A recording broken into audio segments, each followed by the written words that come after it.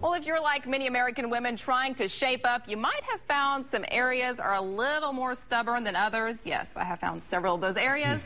And with us this morning to help us out to fix those areas is our fitness expert, Wes Cole. Good morning. Morning. All right, I love this topic. The troubleshooting guide for women in the gym. And we're going to go over some very frustrating muscle areas. Yes, it is. The first one right here, that underarm area. Well, you hear that a lot, especially when some of the ladies get a little bit older. They kind of start getting soft and sag a little bit. Women, they have the right idea when they're training in the gym. You really want to focus on tricep exercises. Yeah. Where they really go wrong is they pick exercises where it's either easy to cheat or they can go really high reps. The triceps, they respond best to kind of more intense exercises, a little bit either heavier exercises or exercises that put a little bit more tension. I have two exercises that really work. Kyle, come on out here. This right here first, it really puts you in the position to really keep you from cheating. Kyle's really keeping that elbow steady, and really what you want to do is you really want to aim for maybe 6 to 8 reps. You don't want the weight so heavy you hurt yourself, but you really want the weight heavy enough to where you can put a lot of tension in that muscle and activate all 3 heads of that tricep group. And if you're pretty strong at this, you can also do another one.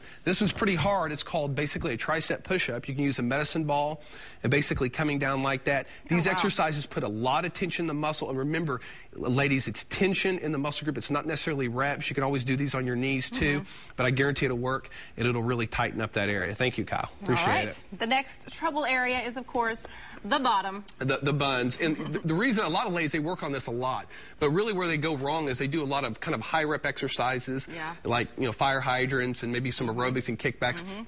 The thing about it is your glute muscles, they have capability for a lot of strength and power. And if you really want to really change that area and really tighten it up, you have to put like a lot of tension in it. And my favorite, of course, is the lunge. Beth coming out here. I know it's pretty basic, but it does work. Sometimes the basics are best. And if you can see right here, what Beth's doing is she's lunging out deep. The deeper you can lunge out, the more you're going to activate your glutes.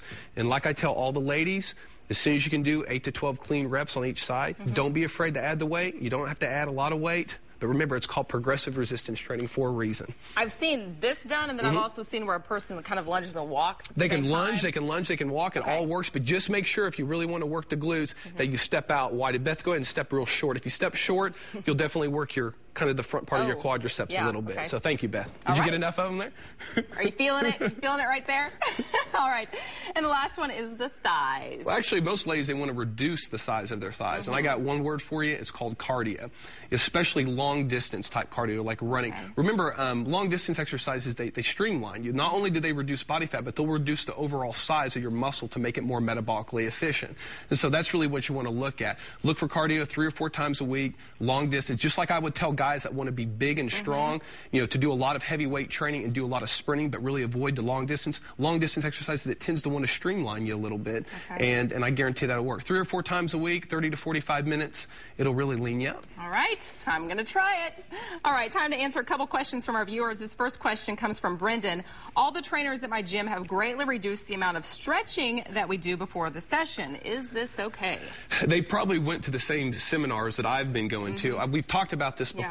A lot of the major health organizations have really changed, kind of rewritten the book on stretching. A lot of studies are showing that stretching, it doesn't really prevent you from injury like we once thought. A little bit of stretching is good, but there's actually a lot of studies showing that too much stretching can actually reduce strength and actually increase your risk for injury. So, you know, the trainers are probably responding to a little bit more research. Exercise science is always changing. So that's a good sign. It means your trainers are probably keeping up to date. Yeah, because you just mentioned this a couple weeks ago as well. Absolutely. Okay, the next question comes from Stephanie. She asks, my gym keeps trying to make me buy protein shakes before and after my workout, but I'm just not hungry and don't feel like drinking them. Is my workout suffering because of this? Well, you want to keep in mind that some protein shakes, I thought we had one here, we might have not, but one of the popular protein shakes had over 200 calories in it. So you want to be real careful. You might need it. I'm not telling that a lot of people, they can be real active, but, you know, 2 extra protein shakes a day, you know, additional 400 calories. You know, if you're very active, you want to keep that in mind. But remember, protein's important, but calories, they do count. So you might need it, you might not. All right. Good advice today. If you have a question that you'd like Wes to answer, just go to the weekend morning section of our website, kjrh.com, click on the habitual health link, or you can give Wes a call. His number is 749-0960, or visit his gym on 46th, just east of Sheridan.